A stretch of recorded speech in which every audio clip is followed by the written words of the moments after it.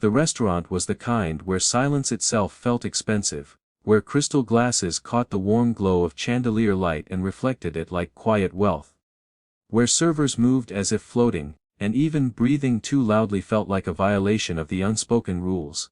And it was there, in that polished sanctuary of privilege, that humiliation struck without warning when the rich boy, barely 20, dressed in designer arrogance and inherited confidence, leaned back in his chair, smirked at his friends, and flicked his wrist with careless cruelty, sending a spoonful of creamy pasta flying across the table and splattering against the chest of the black woman seated opposite him, the sauce staining her simple navy blazer like an insult made visible. And for half a second, the entire restaurant froze, forks suspended midair. Conversations collapsing into stunned silence, eyes snapping toward the scene as if pulled by gravity, while the woman herself remained still, not gasping, not shouting, not even flinching, her dark eyes lowering slowly to the mess on her clothes, as though she were observing something that had already happened long ago. Something she had learned to survive, but before she could speak, or choose not to, the boy laughed, a loud ugly sound that shattered the fragile calm, and said, "Relax. It's just food." As if dignity could be wiped away as easily as sauce, and then came the sound that made the moment rot completely.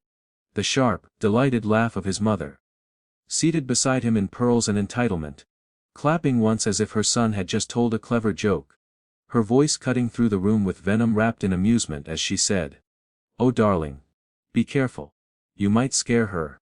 Her eyes sweeping over the woman with open disdain, not curiosity, not surprise, but recognition, the kind that categorized, judged, and dismissed in a single glance, and that was when whispers began, soft at first, rippling like cracks in thin glass, some diners horrified, others pretending not to see.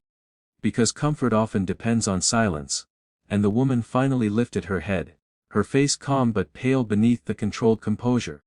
Her lips pressed together not in weakness but restraint, the kind forged by years of knowing that anger, when expressed by someone like her, was often treated as a crime. And as she reached for her napkin, the boy leaned forward again, emboldened by his mother's approval, his voice dripping with mockery as he said, "Maybe next time don't dress like you own the place." And that was when something shifted, subtle but unmistakable, not in the room, but in her. Because her hand paused midair, her fingers tightening just slightly around the linen, as memories surged uninvited, classrooms where she was underestimated, boardrooms where she was ignored, until she spoke numbers too powerful to deny, nights where she slept in her car, while men like him inherited comfort without effort. And she looked up at him then, really looked, not with anger, not with tears, but with an unreadable depth that unsettled even his smirk for a fleeting second. Though he masked it quickly, turning to his friends for validation, while his mother leaned back smugly, sipping her wine as if this were entertainment purchased with the meal, and still, no manager intervened, no apology was offered. Because wealth has a way of convincing people it is always right. And the woman finally stood slowly, deliberately, the chair scraping softly against the floor. Every eye now locked onto her as she placed the napkin neatly on the table, the stains still visible on her blazer like a badge of survival. And she said only one sentence, quiet but firm, "Enjoy your dinner," before turning to leave, her heels clicking steadily toward the exit, each step echoing louder than the laughter that had preceded it. And behind her, the boy scoffed, the mother smirked, and the restaurant exhaled, relieved that the discomfort was walking out the door, unaware, completely unaware, that they had just humiliated not a victim, not a stranger, but a woman whose silence was not surrender, whose departure was not defeat, and whose name, power, and influence were about to turn that laughter into desperation. Because some moments don't explode immediately. They smolder, waiting for the right breath of truth to ignite them.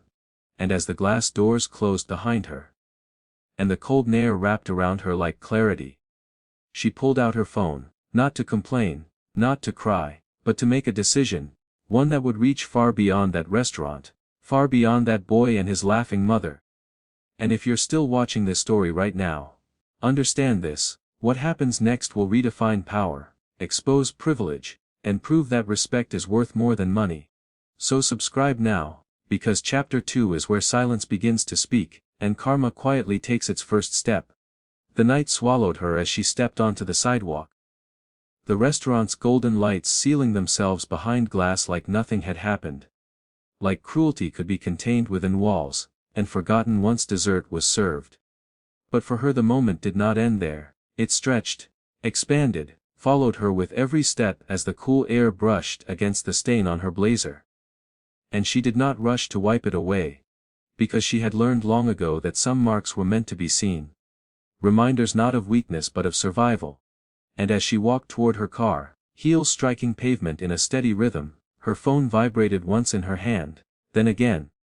The screen lighting up with names that mattered, assistants, directors, legal counsel, people who did not laugh at her, people who listened when she spoke. And she ignored every call for now, sliding into the driver's seat and sitting there in stillness, hands resting lightly on the steering wheel, as memories rose uninvited.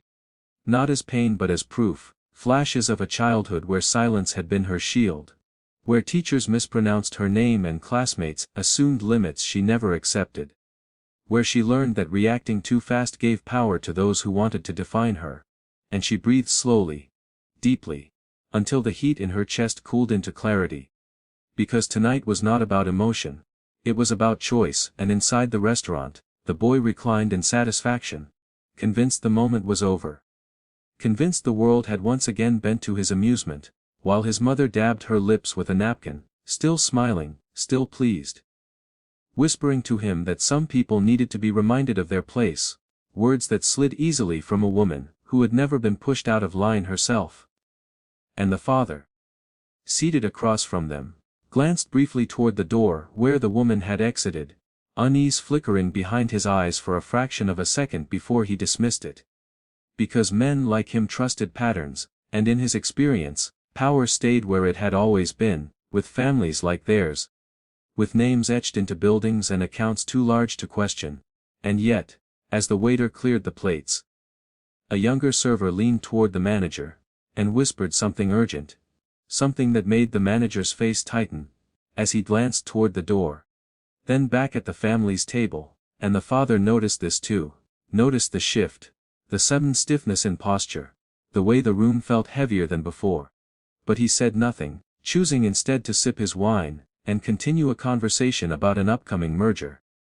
Unaware that the name being discussed in hushed tones across the room, was the same woman his son had just humiliated. Unaware that she was not merely a guest but the CEO of a multinational firm, whose signature alone could open or close doors worth billions. And as the family laughed and toasted, she sat in her car, finally answering one call, her voice calm, controlled, stripped of all emotion as she said, "Cancel the meeting tomorrow." Pausing just long enough to let the weight of that command settle before adding, "And put everything on hold with the Kingsley Group." A name that would have meant nothing her son, nothing to his mother, but everything to his father. And there was silence on the other end of the line. The kind that comes when people understand consequences are about to arrive. And she ended the call, resting her head briefly against the seat, not in exhaustion but in resolve, because this was not revenge, not anger, not even justice in the way people like to imagine it. This was alignment, the universe correcting itself through systems men like that trusted too much. And when she finally drove away, the city lights blurred past like distant stars, and inside the restaurant, the manager approached the table at last. His voice polite but strained as he asked if everything was satisfactory. His eyes lingering just a moment too long on the mother. And when she smirked and said, "Perfect," the manager nodded, though his expression suggested anything but, because he had just received a message confirming who their guest had been. Confirming that the woman who left quietly was someone whose influence reached far beyond that dining room. And as the family rose to leave, the father's phone buzzed. A single notification flashing across the screen, and he frowned slightly, reading it twice before slipping the phone back into his pocket. Choosing denial over concern. Because powerful men often believe problems resolve themselves if ignored long enough. But that belief would not last the night. Because elsewhere, in a glass-walled office overlooking the city, assistants worked late at her instruction, documents were flagged, meetings postponed, partnerships reconsidered. not out of spite but principle, and by the time the family reached home, laughing and recounting the incident as a joke, the first domino had already tipped. Invisible but irreversible, and she stood alone in her apartment, removing the stained blazer at last and hanging it carefully in her closet instead of throwing it away. Because one day, she would look at it and remember not the humiliation, but the moment she chose power over reaction, strategy over rage. And if you're watching this right now, understand this: real strength doesn't shout in the moment, it moves quietly and reshapes the future. So subscribe. Because in Chapter 3, the truth begins to surface, and the laughter inside that restaurant turns into something far more dangerous. Fear morning arrived with the confidence of routine, the kind that assumes yesterday will never demand an explanation. And in the Kingsley household, sunlight poured through tall windows onto marble floors, as the mother sipped her coffee and scrolled through her phone, pausing only to scoff at a headline that mentioned corporate ethics and diversity initiatives, muttering under her breath about how the world had grown too sensitive, while her son lounged across the sofa, still amused by the memory of the night before, replaying like a private joke that validated his sense of superiority. And upstairs, his father dressed for work with mechanical precision, fastening his cufflinks, straightening his tie, preparing to walk back into a world where his name opened doors, unaware that those doors were already beginning to close, because at that very moment, across the city, the black woman he never truly saw stood at the head of a long conference table, her posture relaxed but commanding, eyes steady as she listened to updates from her executive team, not once referencing the restaurant, not once allowing emotion to cloud the room. But when the topic turned to strategic partnerships, she spoke with calm authority, stating that values mattered as much as profits, that respect was non-negotiable, and that the company would not proceed with any entity that tolerated public humiliation or entitlement disguised as humor. And no one asked her what she meant. Because they knew, because they had already seen the footage, a discreet clip recorded by a diner, circulating quietly among professional circles before it ever touched social media. And back at Kingsley Group headquarters, the father stepped out of the elevator to find an unusual stillness, assistants avoiding eye contact, conversations lowering to whispers as he passed. And he paused at his office door when his secretary, pale and visibly shaken, told him that 2 meetings had been postponed without explanation, that a call from their largest potential partner had gone unanswered, and that the board had requested an emergency briefing. And for the first time, irritation crept into his chest, not fear yet, just annoyance, because powerful men are slow to accept disruption. And he waved her off, closing his office door and checking his phone again, rereading the notification from the night before. The one he had ignored, now followed by several others, each more concerning than the last. And as he scrolled, a name appeared on the screen, one he recognized instantly, one that made his hands still mid-motion. Because he had studied her career, admired her rise from nothing to influence that reveled his own. And it was then, standing alone in his office, that realization struck him like a quiet blow. The woman from the restaurant was not anonymous, not powerless, not someone who could be laughed away. She was the CEO whose approval they needed to survive the coming quarter. And as understanding settled in, a cold weight replaced irritation. Because this was no misunderstanding, no overreaction, this was consequence. And across town, his wife dismissed a call from him, too busy planning a luncheon, still riding the confidence of privilege, while their son slept late, unaware that his careless amusement had reached far beyond that dining room.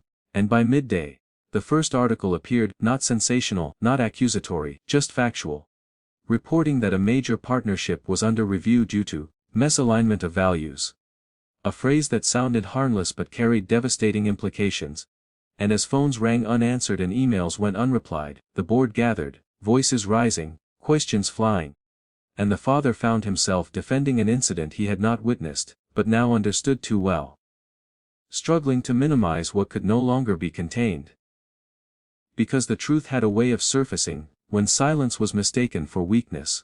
And while panic spread through corporate halls, she watched from a distance, refusing interviews, declining statements, allowing actions to speak louder than explanations. Because she knew something they did not. The damage had already been done. And as the son finally woke and checked his phone, he frowned at missed calls from his father, irritation flickering into confusion as headlines began to trend. His name not mentioned, his face not shown, but the weight of something wrong settling into his chest. And if you're still watching, this is where everything changes, because in Chapter 4, denial gives way to desperation, and the people who laughed begin to realize that some moments can never be undone. So subscribe now, because what comes next exposes privilege in its rawest form and forces it to beg denials a fragile shield. And it shattered quietly inside the Kingsley household, as afternoon shadows stretched across the walls, and the father's voice echoed through the living room. Sharper than usual, demanding answers that no one was prepared to give, his phone pressed to his ear as he paced, listening to board members speak in clipped, cautious tones about investor concern, reputational risk, and the sudden, chilling silence from their most important partner. And when he finally hung up, he stood still for a moment, staring at nothing, as if motion itself might confirm the reality he was not ready to accept, while his wife watched him with visible annoyance, dismissing his tension as exaggeration, reminding him that their family had weathered far worse rumors before, that money always talked louder than outrage. And their son lounged nearby, earbuds in, half listening, his arrogance unshaken, until his father called his name, once, then again, louder this time, forcing him to look up. And when the father asked him to recount exactly what had happened at the restaurant, irritation flickered across the boy's face as he shrugged, describing the incident with careless laughter, repeating the same dismissive phrases he had used the night before, each word tightening his father's jaw further.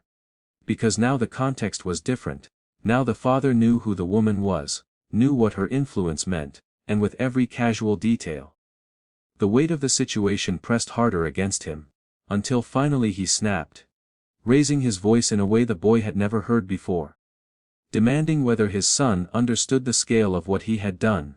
And the room fell silent, the mother rising quickly to defend her child, accusing her husband of overreacting, of letting outsiders dictate their emotions, insisting that the woman had been overly sensitive, that no real damage could come from a moment so small. And for a brief second, the father wanted to believe her, wanted to cling to the comfort of familiarity.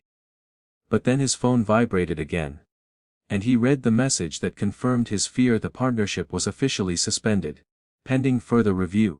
And something in him shifted, the first true crack in denial. Because this was not gossip, not noise, this was action.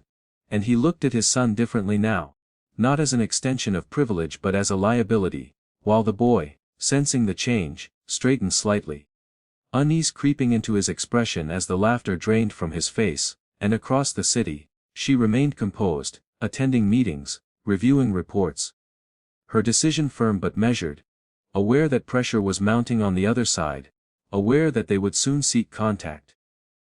And she prepared herself not for apology but for truth, because she had learned that people only beg when they are forced to confront themselves.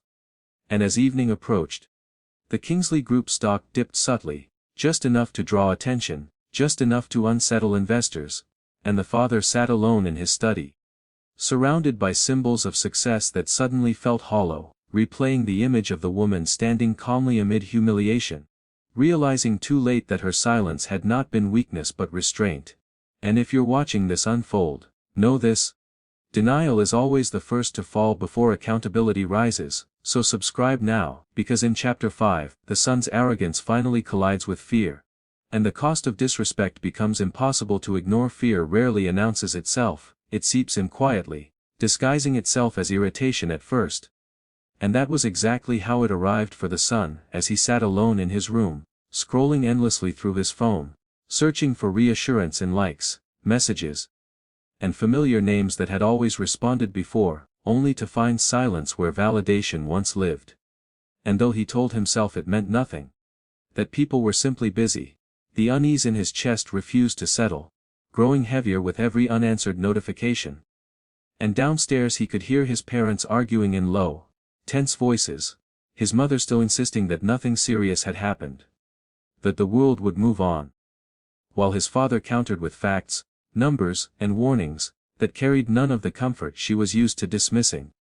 And when his phone buzzed at last, it was not a friend but a notification about the Kingsley Group's stock slipping further. Comments speculating about ethical concerns and leadership accountability. Phrases that felt foreign and threatening, and for the first time, the son wondered if the woman from the restaurant had not walked away empty-handed after all, and he tried to laugh it off, reminding himself of who he was, of the safety net that had always caught him. But confidence is fragile when it has never been tested. And as the evening wore on, his father called him into the study, closing the door with a deliberate finality that made the boy's stomach tighten, and without raising his voice, his father explained the situation in clear, unembellished terms, naming the partnership they were about to lose, the ripple effects that would follow, the employees whose livelihoods depended on decisions now hanging in the balance, and with each word, the boy felt something unfamiliar settle in: responsibility. Heavy and unwanted. And when his father asked him whether he understood the gravity of his actions, he nodded instinctively, but understanding did not come easily. Because he had never been taught to connect his behavior to consequences beyond momentary discomfort. And across town, she reviewed another report, learning that pressure was mounting within the Kingsley Group, that internal emails revealed panic. And she allowed herself a single, quiet breath. Not of triumph but of resolve, because this was never about humiliation, it was about boundaries. And back in the study, the father finally said her name aloud. And the sound of it changed the atmosphere entirely, because names carry weight, and the boy's eyes widened as recognition dawned. Realizing that the woman he had mocked was someone his father had once spoken of with admiration, and fear replaced arrogance fully now, cold and undeniable. As he imagined a future where doors did not open automatically, where his last name no longer protected him. And when he returned to his room, the house felt different. Quieter, heavier, as if the walls themselves were listening, and he stared at the ceiling, replaying the moment in the restaurant again, not as a joke but as a turning point. And if you're still watching, this is the moment arrogance begins to crumble, because in Chapter 6, power shifts visibly. And the people who once felt untouchable realize that privilege does not grant immunity. So subscribe now. Because what comes next forces a reckoning none of them expected. Power does not disappear all at once, it relocates. And the shift became visible the following morning, when the Kingsley Group headquarters buzzed with attention that could not be masked by polished smiles or rehearsed optimism. Because emails went unanswered, calendars suddenly showed gaps where meetings once filled every hour. And senior executives spoke in hushed tones about contingency plans they had never imagined needing. While the father moved through it all with a growing awareness that control was no longer firmly in his hands. And every update confirmed what he feared most. The woman they had dismissed now held the leverage, and she wielded it not with spectacle but with precision. Declining calls, postponing discussions, allowing uncertainty to do what confrontation never could. And across town, her presence in the boardroom was calm, but commanding as she reminded her team that values driven was not a slogan but a standard. That partnerships were reflections of character, and that silence, when chosen deliberately, could reshape negotiations more effectively than threats. And as news outlets picked up on the unfolding situation, speculation grew, analysts debating whether the Kingsley Group could recover without her company's backing. And investors began asking questions that demanded answers. And back at home, the mother watched these developments with disbelief hardening into anger. Convinced still that this was an overreaction fueled by ego. Refusing to accept that the laughter she had offered so freely had carried weight beyond the moment. While the son observed it all with a tightening chest, his fear deepening into something closer to regret, though pride kept him from naming it aloud. And when his father finally received a brief message from her office, formal, restrained, offering no apology and no reassurance, he felt the ground shift beneath him. Because it confirmed what he had tried to deny. They were no longer equals in this exchange, and the power dynamic had reversed completely. And he found himself preparing for a conversation he had never imagined. One where he would need to listen rather than command. And as the day wore on, layoffs were quietly discussed, budgets reviewed, and the consequences of a single moment rippled outward, touching lives far removed from that restaurant. And she felt the weight of that too, understanding that power carried responsibility, that every decision affected more than pride. And she resolved to face what came next with clarity and fairness, not cruelty, because the goal was accountability, not destruction. And if you're watching this unfold, this is the point where the illusion of invincibility shatters, because in Chapter 7, the past rises to the surface, revealing why she chose silence, and why forgiveness will not come easily. So subscribe now, because the next chapter changes everything. The past has a way of resurfacing when the present demands clarity. And for her it returned quietly as she sat alone in her office after hours, the city lights flickering below like distant memories. Because the unfolding situation had stirred something deeper than strategy, something rooted in years she rarely spoke about. Years when silence was not a choice but a necessity, and she closed her eyes briefly, allowing herself to remember the first time she had been publicly humiliated. Long before titles and boardrooms, back when she was a scholarship student in a private school where wealth defined worth. When a classmate had mocked her lunch in front of others, laughter ringing through the room, while teachers looked away. And she had learned then that dignity could survive, even when support did not arrive, that reacting in anger only gave power to those who wanted to diminish her. And that lesson followed her through college, through early career days where she was mistaken for an assistant, asked to fetch coffee in meetings she had prepared, spoken over until her results spoke louder than her voice, and each time she chose restraint, not because she lacked fire, but because she understood timing. And that understanding carried her forward, shaped her leadership, and guided her now, as she considered the family who had laughed at her pain. And across the city, the father sat in his study late into the night, reviewing old files and press releases, reading about her rise with new eyes, recognizing patterns he had overlooked before. Moments of resilience and excellence that made his own assumptions feel shallow. And for the first time, he felt not just fear but shame. Because he understood that the incident was not isolated, that it echoed a larger truth about how easily power dismissed those it did not recognize. And the son, restless and unable to sleep, scrolled through articles about her achievements, his perception shifting with every paragraph, admiration replacing mockery, and regret creeping in as he realized how little he had known, how casually he had reduced a life of struggle to a joke. And the mother, alone in her room, refused to engage with these reflections, clinging instead to the belief that respect was something inherited, not earned, and she remained blind to the cost of that belief. And as dawn approached, she stood by the window, steadying herself for what she knew would come next. Because understanding the past did not soften her resolve. It sharpened it, and she resolved that forgiveness, if it came, would require truth, humility, and change, not words spoken under pressure. And if you're watching closely, this chapter reveals why her silence carries weight. Because in Chapter 8, the consequences become public, and the world begins to watch what was once hidden. So subscribe now, because the story is about to break wide open by mid-morning. The Kingsley Group offices were a hive of nervous energy. A place where confidence had once been as constant as the hum of computers and the ringing of phones, now replaced with quiet murmurs, pointed glances, and the occasional sharp exhale as assistants shuffled papers and tried to anticipate the next blow. The father, usually unshakable, paced in his office, phone in hand, rereading messages from lawyers, board members, and the woman's office, formal, precise, uneating, and each word felt like a stone landing in his chest. Across the city, she had convened her leadership team in a glass-walled conference room, reviewing every partnership, every contract, every arrangement that could be influenced by her decisions. And when the report about the Kingsley Group landed on her desk, she did not react with glee or vindication. She reacted with clarity.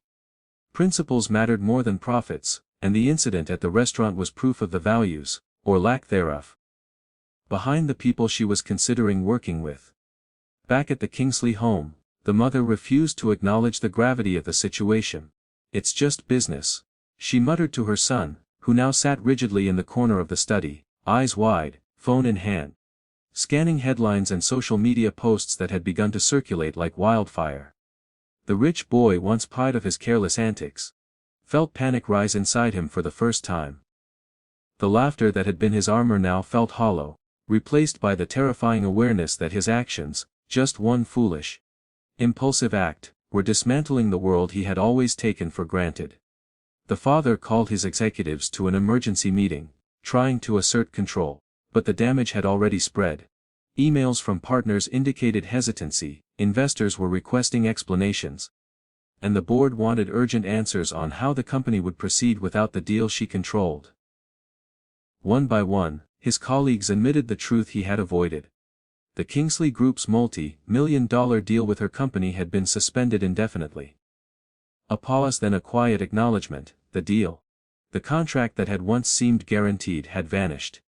Meanwhile, she watched from her office, composed and deliberate. His colleagues admitted the truth he had avoided. The Kingsley Group's multi-million-dollar deal with her company had been suspended indefinitely. A pause, then a quiet acknowledgement: the deal, the contract that had once seemed guaranteed, had vanished. Meanwhile, she watched from her office, composed and deliberate. Every decision, every postponed meeting, every formal communication was calculated. She did not seek revenge, she sought accountability. Her team knew exactly what to do: maintain professionalism, enforce principles, and let the consequences unfold naturally. The restaurant incident had been a catalyst, but the lesson was larger: disrespect had a price. By late afternoon, the Kingsley family gathered in the living room, the air thick with tension. The son fidgeted nervously, unable to speak. The mother tried to console herself, but her confidence faltered as the reality of the public backlash and the corporate consequences became undeniable. The father, for the first time, was not angry, not defensive. He was scared that his family's reputation, influence, and empire could unravel because of arrogance and entitlement. He realized that the woman they had humiliated did not just hold the deal. She held their power in her hands now, and as evening fell, headlines flashed across phones and tablets. Major partnerships suspended amid corporate ethics concerns. Social media discussions exploded, the clip from the restaurant replayed endlessly, commentary mixing shock, outrage and admiration for the woman who had walked out with dignity. The Kingsleys sat in stunned silence, each one grappling with the shift for the first time. Their laughter had consequences, and the balance of power had completely flipped. If you're watching this, know that Chapter 9 will show the moment panic becomes desperation, and the people who once felt untouchable begin to plead. Subscribe now, because the reckoning is only just beginning. Panic is contagious, and by the time evening fell over the Kingsley household, it had taken full hold. The father sat at his mahogany desk, phone in hand, staring blankly at an inbox overflowing with urgent messages from lawyers, board members, and increasingly frustrated investors, each one reminding him that the deal was not just delayed, it was hanging by a thread, and without her approval, the future of the company was uncertain. He rubbed his temples, feeling a tight knot of helplessness that he had never experienced before, a rare sensation for a man who had always been in control. Downstairs, the mother paced, her high heels clicking sharply against the marble floors, voice rising and falling as she tried to reassure herself, and anyone who would listen, that everything would be fine. It's just a misunderstanding, she insisted repeatedly, though each repetition sounded weaker than the last. She glanced to her son, who sat hunched on the sofa, phone in hand, eyes wide as he scrolled through social media posts, showing the restaurant incident gone viral. The laughter he had once felt proud of now twisted in his chest like a warning. The father finally called a private meeting with the senior executives, his voice calm but rigid, demanding explanations and solutions, trying to assert control over a situation that had already slipped away. Yet every update, every report, only deepened the panic. Investors were questioning the company's ethics, employees whispered about instability, and the board was already drafting contingency plans without consulting him. It was a moment that revealed a terrifying truth: power, once assumed, could vanish in an instant, and arrogance could open the door to ruin. Late that night, the family gathered in the living room, tension thick enough to suffocate. The mother finally broke down, her voice trembling as she admitted, perhaps to herself as much as anyone, that they were in serious trouble. "We need to fix this," she said. more desperate than proud, and the father nodded, understanding fully that the moment demanded more than influence or wealth. It demanded humility, accountability, and a plea that had never before passed their lips. Meanwhile, the son's fear transformed into quiet dread. For the first time, he understood that his actions had consequences that rippled far beyond his own amusement. The viral video, the public scrutiny, the corporate backlash. It was no longer abstract, no longer a joke, it was a tangible reckoning. And across the city she remained composed. The woman who had endured humiliation yet chosen silence now watched as the family she had disempowered began to realize the magnitude of their mistake. She knew the next steps were crucial, not revenge, but a measured response that would test their character. If you're watching this story unfold, know that chapter 10 is where the world starts to see the full truth. The humiliation goes public, the pressure mounts, and the Kinsleys' laughter turns to fear. Subscribe now, because the coming chapter will change everything they thought they knew about power. By the following morning, the Kingsley household had become a war zone of nerves and whispered speculation. The viral clip of their son throwing food at the black CEO had spread far beyond the restaurant, circulating across social media platforms, news outlets, and corporate forums. Headlines screamed of arrogance, entitlement, and public humiliation, while commentators debated the ethics of privilege colliding with accountability. The laughter that had once filled the restaurant, the mother's cruel delight, the son's smirk, was now dissected frame by frame, shared, commented on, and condemned. Inside the house, the father paced his study, phone in hand, refreshing news feeds as the reality hit harder with every scroll. Analysts predicted the suspension of critical deals, investors demanded explanations, and board members were in open revolt. Every missed opportunity, every delayed response from their side now amplified the crisis, and for the first time, the father felt helpless. He, a man who had always held power effortlessly, was at the mercy of someone he had underestimated, a woman whose restraint had become a weapon. The mother, usually the family's shield, trembled as the weight of public scrutiny sank in. Her laughter had become a symbol of arrogance on the internet, replayed endlessly. And she finally realized that the world did not forgive entitlement disguised as humor. "We need to fix this now," she muttered repeatedly, pacing and wringing her hands, while the son sat in stunned silence, the playful arrogance of the past night replaced by paralyzing fear. For the first time, he saw the consequences of a single thoughtless act, and it terrified him. Meanwhile, across town, the CEO watched the news calmly from her office, the faint glow of her computer screen reflecting in her eyes. She did not gloat.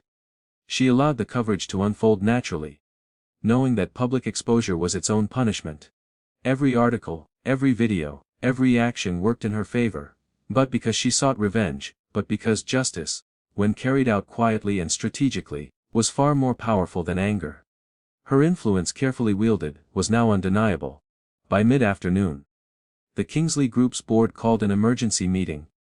Investors were vocal, employees whispered about instability, the family's reputation teetered on a precipice.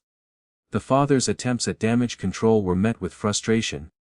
And the mother finally understood the depth of their error. Their world, meticulously built over decades, was unraveling in real time, a direct consequence of the arrogance they had once treated as harmless amusement. If you're still watching, know this. Chapter 11 will reveal the first cracks in the son's bravado, the moment fear overtakes pride, and the Kingsleys begin to realize that privilege does not protect them from accountability. Subscribe now, because the consequences are only getting harsher. And the story is about to hit its emotional peak. For the first time in his life, the son felt powerless. He sat slouched in his room, phone clutched in his hands, eyes glued to the endless stream of comments, shares and headlines that recounted his reckless actions at the restaurant. The laughter that had once been his armor, the arrogance that had protected him from consequences, crumbled beneath the weight of public outrage. Every post, every clip replayed over and over, dissecting his behavior, mocking his entitlement, and exposing his family in ways he had never imagined possible. He tried to scroll past it, tried to tell himself it was just attention, just noise. But the notifications kept coming, each ping a reminder that his world was no longer secure. His father had called him into the study earlier, laying out the damage, showing him the potential collapse of a multi-million-dollar deal. And for the first time, the son truly understood the stakes. Numbers and stock prices had never mattered to him before, but now they loomed like a storm on the horizon, and he could not escape it. The father's disappointment was palpable, quiet but suffocating, as he explained the ripple effects of a single careless moment. The mother's earlier laughter had become a haunting echo, and the son realized, with growing panic, that the public, the board and even employees were watching, waiting to see if accountability would be enforced or ignored. His once untouchable world, built on privilege and wealth, had collapsed overnight, leaving him exposed, vulnerable, and terrified. Meanwhile, across the city, the black CEO continued her strategic silence, allowing the pressure to mount naturally. She knew that fear, when understood and harnessed, could transform arrogance into humility, entitlement into reflection. She had no need to confront the son directly. The lesson would reach him in full force through the chaos she had set into motion. At night, the son could not sleep. Every replay of the incident made his chest tighten. Every article confirmed his growing desperation, and every whispered comment from his parents hinted at the panic that had taken over the family. For the first time, he felt the weight of his actions, not as a fleeting embarrassment, but as a crisis that could redefine his entire life. Pride and laughter had been replaced by guilt and fear, and he knew that the coming days would demand something he had never learned: responsibility. If you're watching, Chapter 12 will show the moment the parents realize the gravity of the situation and finally confront the woman they humiliated. Subscribe now, because their desperation will reach its peak, and the consequences of arrogance will become unavoidable by morning. Desperation had fully replaced denial in the Kingsley household. The father, usually composed and commanding, now sat rigid in his office, phone in hand, repeatedly dialing numbers, leaving messages, and receiving either silence or curt replies. Every attempt to regain control of the situation failed, each one emphasizing the stark reality they were no longer in power. The mother, once so full of pride and laughter, paced the marble floors of their home, wringing her hands, muttering to herself about mistakes, consequences, and the shame that had now spread far beyond the restaurant walls. It was the father who finally suggested, hesitant, reluctant, that they reach out directly. For someone who had built an empire on influence and command, asking for forgiveness was a foreign concept, and yet, he knew there was no alternative. Every decision, every partnership, and every public opinion now hinged on their ability to humble themselves before the woman they had humiliated. Across the city, the black CEO received the call. Calm, controlled, she listened as the father and mother, voices shaking, stumbled over words of apology, acknowledgement, and regret. The father's pride fought against every syllable. But he forced himself to continue, explaining the weight of the error, the lesson learned too late, the recognition of their son's misbehavior, and the public backlash they could not escape. The mother's voice quivered as she echoed his words, admitting that laughter and complicity had only worsened the situation. The CEO remained silent for a long moment, allowing them to fully confront their own failures. Her silence was deliberate, a mirror showing them the full depth of their arrogance and entitlement. Then, finally, she spoke, not with anger, but with authority, reminding them that respect is earned, not inherited, that actions have consequences, and that privilege does not shield one from accountability. Her voice was steady, unshaken, exposing their desperation while maintaining her dignity.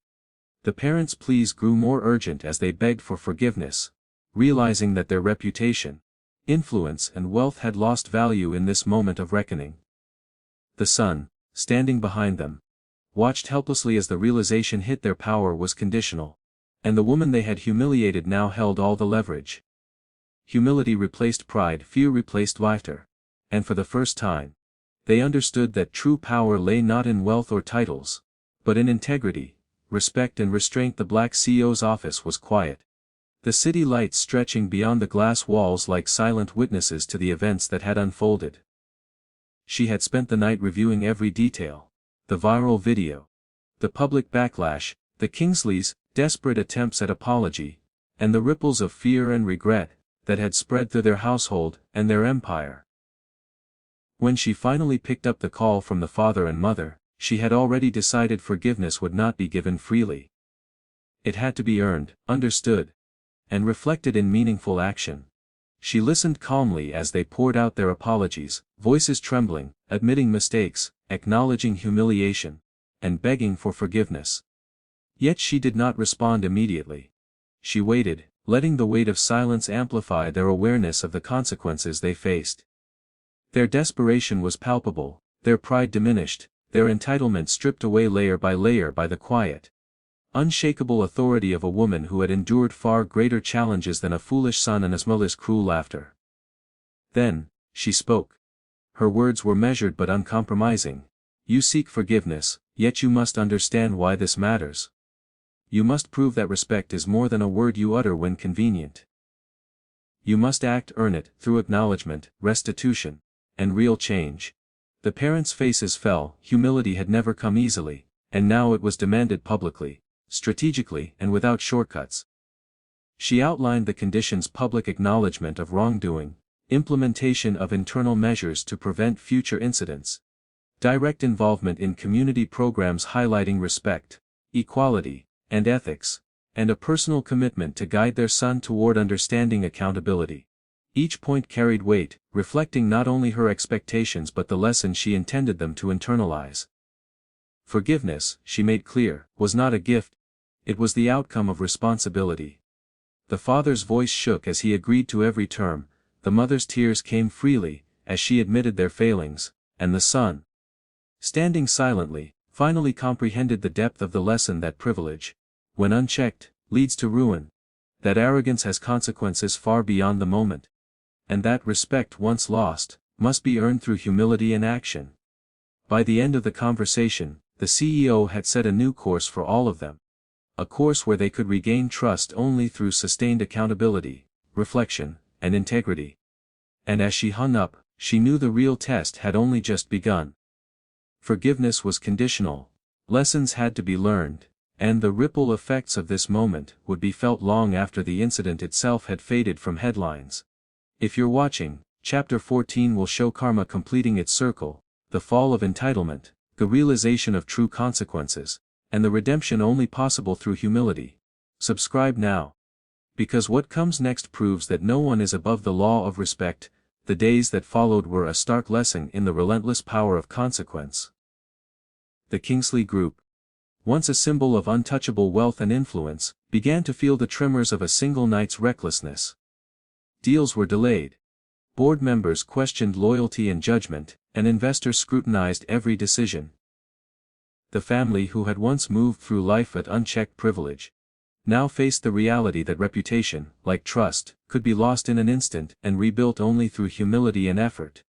The son, who had laughed and thrown food without thought, now understood the weight of every action. He watched his father meet with executives, no longer giving orders with arrogance but speaking cautiously, ensuring every move aligned with the principles set forth by the CEO. The mother, humbled, attended meetings she would have once dismissed, speaking only when necessary, learning to listen, and slowly grasping that laughter at another's expense had consequences far beyond the room it occurred in. Meanwhile, the CEO observed from afar, her influence undeniable. She had not sought revenge, but karma had found its path naturally. Privilege, arrogance, and entitlement had collided with accountability, and the results were undeniable. The Kingsleys had been forced to confront their own failings, publicly and privately, to reconcile with a lesson that money could not buy. Respect is earned, never assumed. Social media continued to buzz, highlighting the story not as a scandal, but as a narrative of accountability. The public witnessed a family forced to confront arrogance and entitlement, and admiration grew for the woman whose silence had spoken louder than any confrontation could.